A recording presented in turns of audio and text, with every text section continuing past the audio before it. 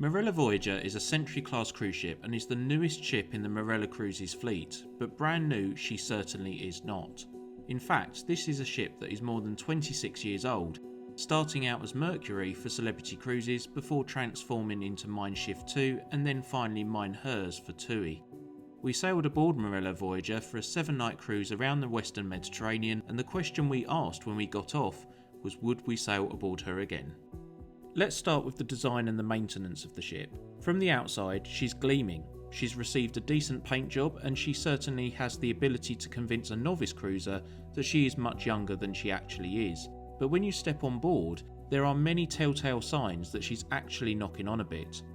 When she was transferred from TUI to Marella Cruises, she was given a new name and was revitalised from keel to mast. She spent 36 days in dry dock, and in that time, more than 1,000 contractors laid nearly 38,000 metres of carpet, more than 6,000 metres of new cabling was installed, 70,000 tiles were fixed to bulkheads, and more than 11,000 signs were hung all over the ship. That's a lot of work, big jobs that cost a lot of money and consume a lot of working hours. So when we boarded in Majorca and saw many areas which were in a state of disrepair, we were a bit confused. The areas which clearly need TLC are cheap and easy tasks in the grand scheme of a ship refurbishment, ones which can easily be undertaken by the deck crew, and it's almost like Marella are like, oh, we've done most of it. It's just totally baffling to us that Marella have gone to so much effort transforming this ship into something which could genuinely compete in an oversaturated UK cruise market, and it's like they've given up when they're so near to getting Marella Voyager to a state where people like us can consider her as new. A new addition to the fleet, yes, but seeing her as a new ship, absolutely not. To be honest with you, Marella Explorer is a ship that is in much better condition than Marella Voyager, and that isn't what most people would expect from a ship that did her inaugural cruise a matter of weeks ago. When it comes to the interior design of Marella Voyager, we like it.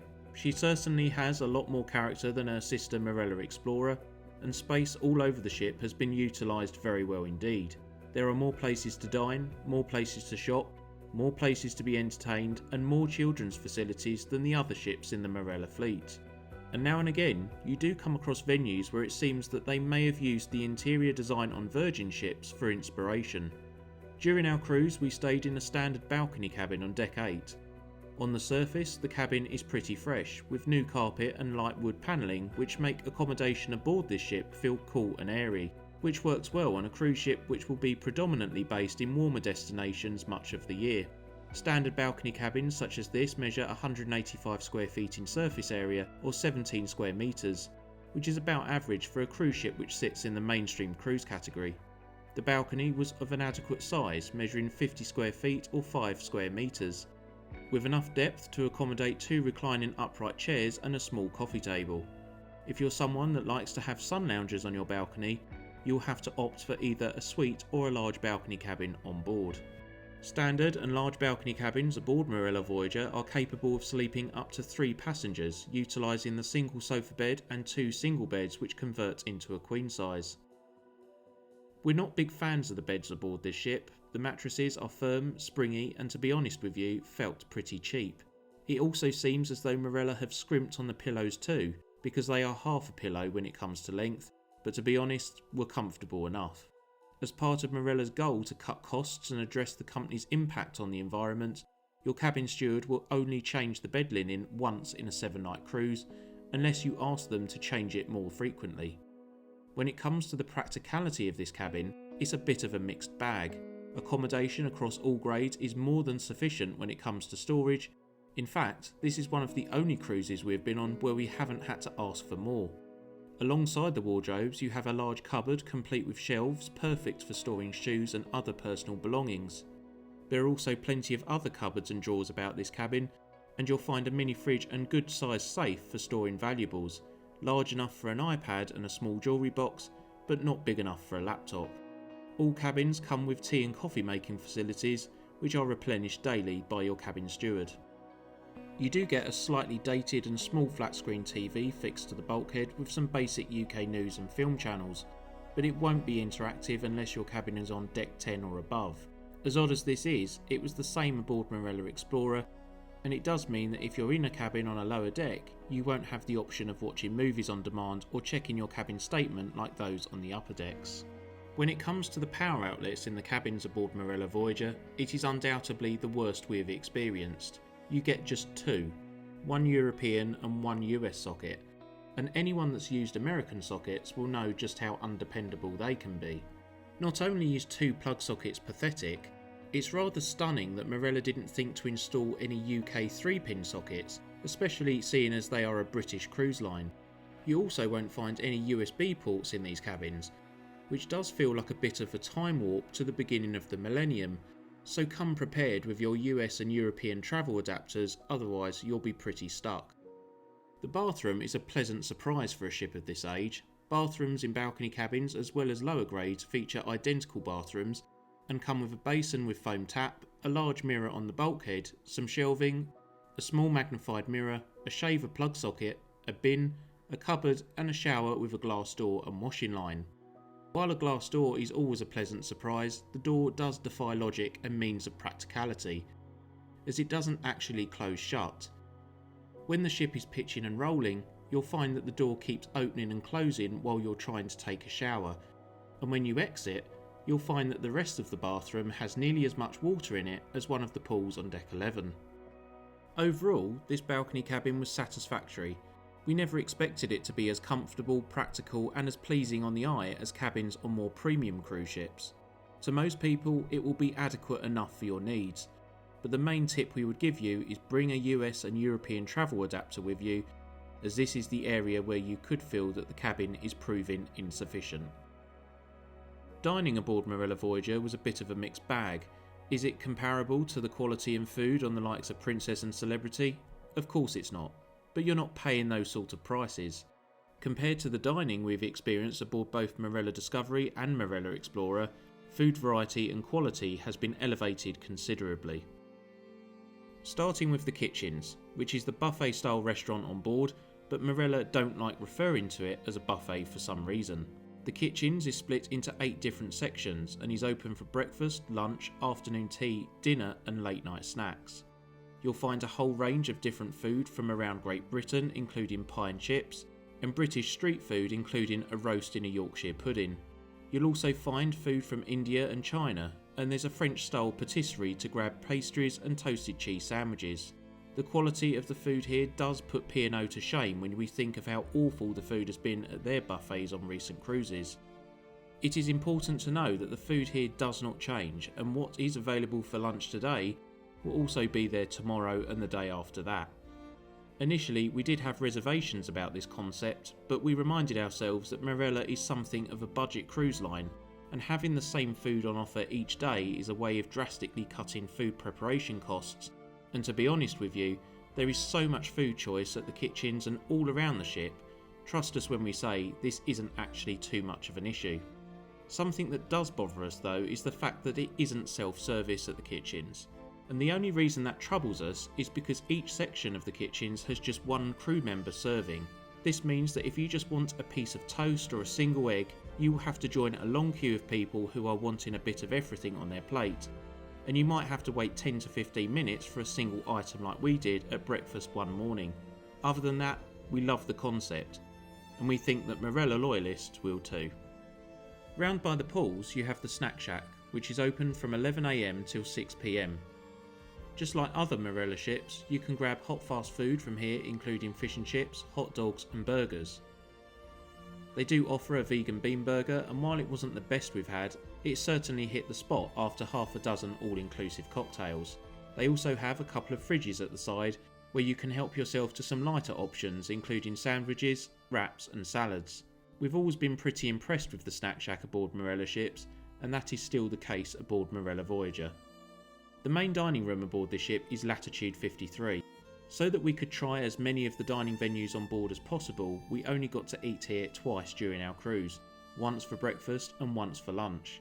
It has to be said, the food met expectations. The food we ate at both meals was alright. The food was cooked well and tasted okay, but it's definitely not premium or high end, and you can tell that the ingredients aren't the best. However, for the category Marella sits as a cruise line, and the amount you pay on average for a cruise, we felt that the standard of food served here was good enough. Nestled in Latitude 53 is Vista. Only open for dinner, this inclusive Italian restaurant apparently serves regional dishes using authentic ingredients. But it proved impossible to attend this venue for the entire week we were on board. Unless you are prepared to arrive as soon as Vista opens, getting a table proves to be near impossible. At best, you'll be given a buzzer and your stomach is left to grumble in flutes next door until a table becomes available. So for this particular dining venue, we can't give an opinion on the food, I'm afraid. Up in the summer house, you have 2 additional inclusive eateries, Nonna's and Aurelius. Starting with Nonna's, which is an Italian restaurant serving freshly cooked pizza and pasta for lunch and dinner. The lunch menu is a lot more limited than the evening menu, with just 2 pizza options and 2 basic pasta sauces available, bolognese or tomato. So if you don't like tomato, it's tough luck. In the evening, there's 5 different pasta sauces available and a whole range of pizza toppings to make it just the way you like it. In honesty, the pizza was pretty poor, with a taste of tomato sauce and a base as tough as an old boot. I know it's an inclusive eatery, but when you have had better frozen pizzas from Tesco's, you can't help but feel that this is a venue that could do a bit better. Aurelius is an exclusive eatery also open for lunch and dinner and outperforms Nonna's when it comes to food quality. This restaurant lines up a menu of classic Mexican culinary options including nachos, tacos and burritos for dinner. However, variety when it comes to lunch service is limited to just nachos, which you make yourself. Everything we ate here was pretty tasty, a long way off of the standard of food served at Olla Mexican Cantina on MSC Virtuosa, but for an inclusive eatery it was adequate enough. Something we're not too keen on though is the way they charge extra for vegetarian soya pieces for a burrito, which is basically penalising someone with a dietary issue. Overall though, it's probably one of the better Mexican eateries we've dined at on a cruise ship, and it's one you should make a point of trying on your next cruise aboard Marella Voyager. Plateau is a new dining venue for Marella Cruises, serving meat and cheese boards. As tapas and cold meats isn't for us, we decided to skip this restaurant. So the next one we're going to discuss is Marella. Jay is a huge curry fan, and I'm into Asian food in a big way. Marella is a pan-Asian restaurant, charged at £26.95 per person for a 3-course meal, making it one of the cheapest specialty restaurants on a cruise we've eaten at recently. The meal Jay had was okay, but I did send the chicken curry back, as the chicken didn't taste right and was overcooked and chewy. It was so chewy, I nearly blew a bubble with it. The restaurant feels like a jack of all trades, master of none. Everything is very middle of the road.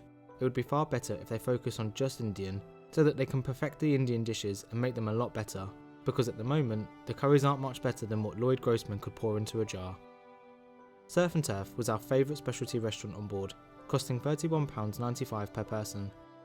Seeing as you'll find a steakhouse on pretty much every cruise ship, it's fair to say that we've probably tried more steakhouses on a cruise ship than any other type of restaurant. This was an enjoyable meal from start to finish. The French onion soup was delicious, both the chicken and tuna steak was cooked perfectly, the side dishes were spot on, and the desserts were the best we'd eaten on board all week. Compared to steakhouses with other cruise lines, it's also very fairly priced. Our only regret is that we didn't eat here more often whilst on board. It was a superb meal. The Silver Fork is the most prestigious restaurant on board and costs £36.95 per person for a 3-course meal. Or you can try a 7-course tasting menu for £46.95 per person. Silver Fork is a restaurant inspired by the deconstruction and reimagination of British classics, including Scotch egg, beef Wellington, and even a Snickers bar for dessert. It seems that everyone we have spoken to loved Silver Fork, but for us, we weren't blown away. Out of the 7 courses we ate, we were only really wowed by the pea fritters and their take on a Snickers bar for dessert.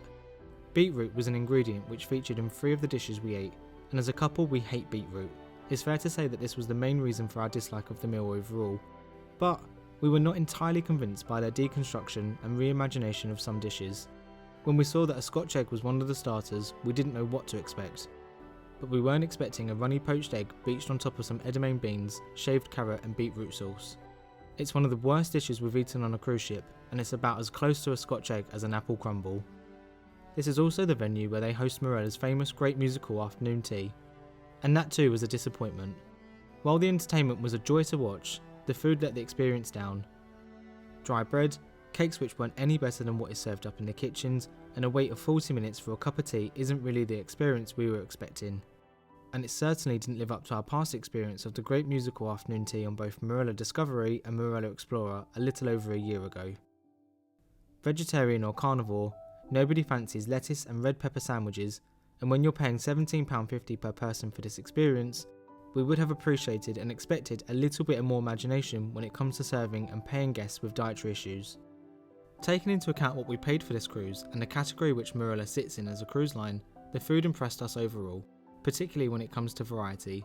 There are a lot more options aboard Marella Voyager than what you get on many of the P&O ships, and the kitchens is certainly superior to P&O's buffet offerings, that's for sure. It's fair to say that the quality of food at the all-inclusive venues was pretty good for a budget cruise line, and was way better than what we've eaten aboard MSC and Royal Caribbean ships in their main dining rooms. The area where we feel there is need for some improvement is the specialty restaurants. They are priced similarly to the mainstream and even more premium cruise lines, and with the exceptions of Surf and Turf, it did feel that the quality and standard of the ingredients was noticeably inferior by comparison. When it comes to entertainment, it lived up to past experiences with Marella. It was good. Considering Marella has a significantly smaller entertainment budget compared to the much larger cruise lines, it always impressed us that they are able to entertain their passengers so effectively. As long as the sun is shining, you can expect lots of entertainment around by the pool area, including quizzes, fitness classes, game show style games and music entertainment. If you're looking for a quiet pool aboard Marella Voyager, you're out of luck, unless it rains. But if the weather isn't on side, these types of activities can be very quickly moved indoors. For the size of the ship, it's surprising just how many extra facilities there are on board to keep passengers occupied, including a cinema which shows films each day and night. Mini golf is available near the aft, you have an enormous gym with a great variety of cardio and strength training equipment, and there's a Barbie-sized casino in the electric rooms. Something which did surprise us was the lack of port talks and enrichment classes taking place on board during the day. During the entire week we were on board, there was just one port talk, and there was no issue of destination information and port maps like you get with lots of other cruise lines. And the information given in the cruise news pamphlets each day was so minimal, it could have been squeezed onto a postage stamp. This does demonstrate that Marella aren't really a destination-focused cruise line.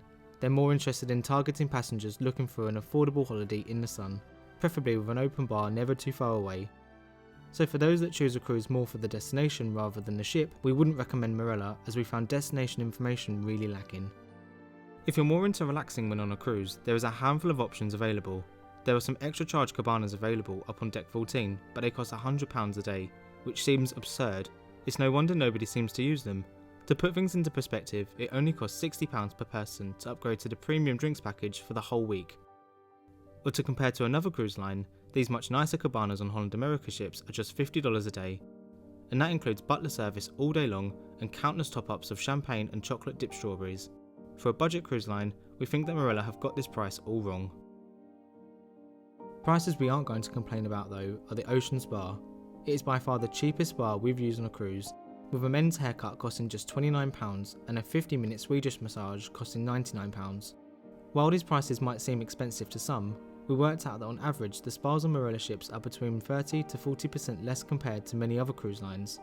The spa on Marella Voyager also has a very large thermal suite complete with saunas and steam rooms, but no hydrotherapy pool unfortunately.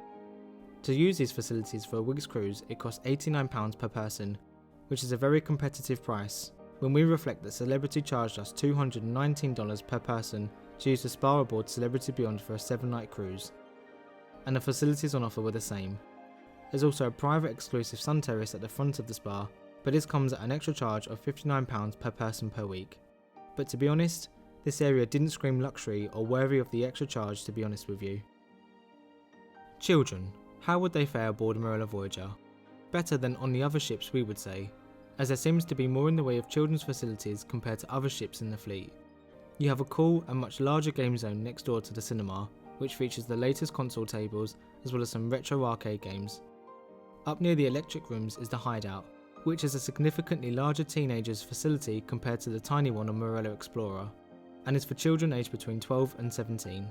The M Club is the children's club on board and can be found all the way aft on deck 9.